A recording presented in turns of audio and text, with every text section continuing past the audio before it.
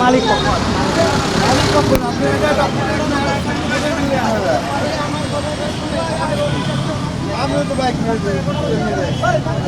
দাঁড়ান যায় আপনি এখানে আমরা এই যে রাজনীতি করতেছি